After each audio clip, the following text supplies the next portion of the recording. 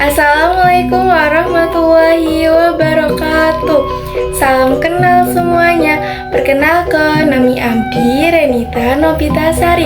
Abdi dari program studi ilmu komunikasi Universitas Pamulang dengan NIM 251012603284. Abdi lahir di kota Tangerang, Banten 5 Juni 2007. Salam kenal, selamat menyaksikan. Di monolog ini, aku mengajak kalian ngobrol santai, bukan ceramah, tapi ngobrol tentang satu hal yang sebenarnya dekat banget sama kita, tapi sering kita anggap jauh, yaitu budaya Sunda di era Gen Z.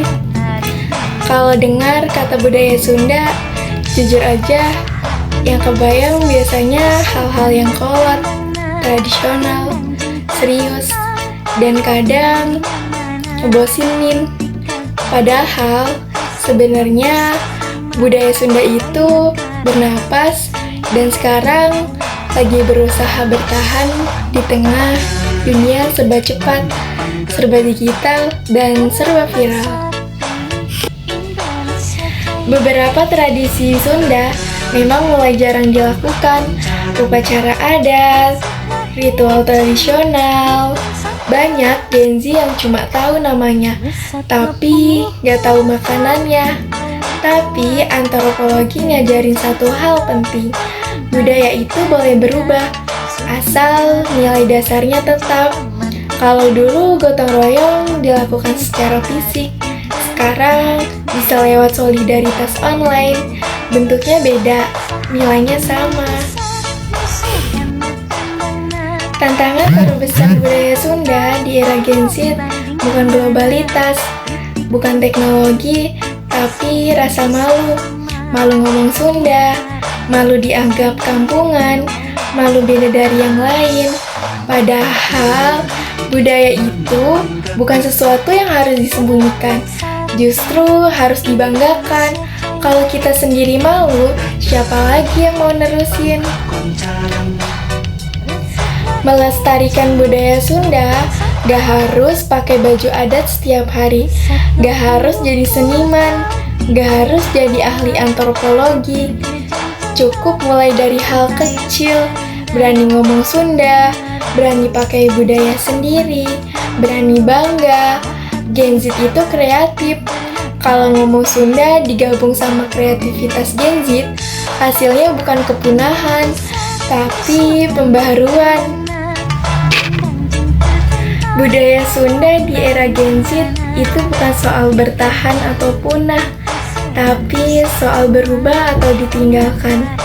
Dengan hari ini, yang punya pilihan itu bukan kita, tapi Gen Z bukan musuh budaya Sunda. Justru kita bisa jadi penjaganya dengan cara kita sendiri. Dalam budaya Sunda, keluarga punya peran penting banget.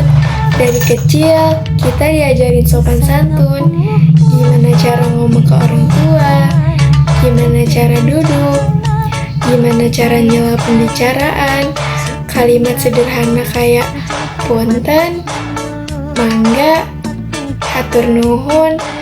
Sebenarnya bukan cuma kata, itu simbol nilai, nilai hormat, nilai kesadaran sosial. Tapi di era Gen Z, pola asuh juga berubah. Orang tua makin terbuka, anak-anak lebih bebas berpendapat. Ini sering dianggap sebagai benturan budaya. Padahal dalam antropologi, ini disebut negosiasi nilai. Budaya lama gak langsung hilang, tapi beradaptasi dengan situasi baru. Aku yakin banyak dari kita yang sebenarnya kangen dengar bahasa Sunda di rumah, kangen suasana kampung, kangen obrolan sederhana yang hangat. Tapi di saat yang sama, kita hidup di dunia yang menuntut kita cepat, modern, dan global. Disitulah dilema Gen Z bukan mau ninggalin budaya, tapi bingung gimana caranya membawa budaya itu ke masa depan. Antropologi nggak ngajarin kita buat menolak perubahan, tapi ngajarin kita buat sadar. Sadar dari mana kita berasal, sadar nilai apa yang kita bawa, dan sadar kemana kita mau melangkah. Budaya Sunda gak minta dipertahankan secara kaku, tapi diminta untuk dimaknai. Dalam antropologi, budaya itu bukan cuma warisan, tapi cara hidup. Budaya ada di cara kita ngomong, cara kita bercanda, cara kita hormat ke orang yang lebih tua, bahkan cara kita marah atau tersinggung. Orang Sunda dari dulu dikenal dengan nilai someah, ramah, lemah lembut, dan prinsip hidup silih asah, silih asih, silih asuh, yang artinya saling mengingatkan, saling menyayangi, dan saling menjaga. Sekarang kita bahas soal bahasa Sunda. Bahasa Sunda itu indah, tapi juga bikin takut. Takut salah, takut gak sopan, takut diketawain. Akhirnya banyak Gen Z yang ngerti, tapi gak berani ngomong. Di rumah pakai bahasa Indonesia, di sekolah pakai bahasa Indonesia, di media sosial pakai bahasa Indonesia atau Inggris. Bukan karena benci bahasa Sunda, tapi karena lingkungannya nggak mendukung. Tapi yang menarik, di media sosial justru bahasa Sunda muncul lagi. Lewat meme, lewat konten lucu, lewat cuplikan TikTok. Bahasa Sunda jadi lebih santai, lebih loma, kadang dicampur, kadang nggak sesuai aturan. Dan dari sudut pandang antropologi, itu bukan kerusakan budaya, itu namanya adaptasi. Gen Z dikenal sebagai generasi yang vokal, berani ngomong, berani beda pendapat.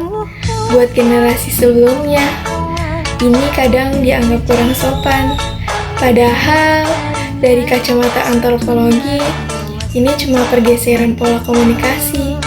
Dulu orang Sunda diajarin untuk lebih banyak diam.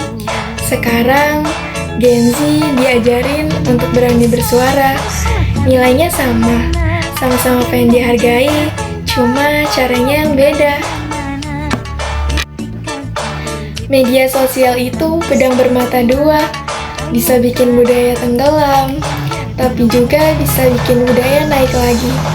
Sekarang banyak konten kreator yang pakai logo Sunda dengan bangga, bikin konten komedi, masak makanan Sunda, cerita kehidupan sehari-hari orang Sunda. Budaya yang dulu cuma ada di kampung, sekarang bisa ditonton jutaan orang. Budaya Sunda pindah tempat, dari ruang adat ke layar HP, dan Gen Z ada di tengah-tengah perubahan itu. Coba pikirin makanan Sunda, lalapan, sambal, nasi timbal. Makanan bukan cuma soal rasa, tapi soal identitas. Sekarang banyak Gen Z yang lebih sering makanan fast food, tapi di saat yang sama, makanan Sunda tetap dicari karena ada rasa pulang di situ. Ada memori, ada kebersamaan. Ini bukti bahwa budaya Sunda itu lebih beriringan dengan modernitas. Hatur nuhun sadayana. Wassalamualaikum warahmatullahi wabarakatuh.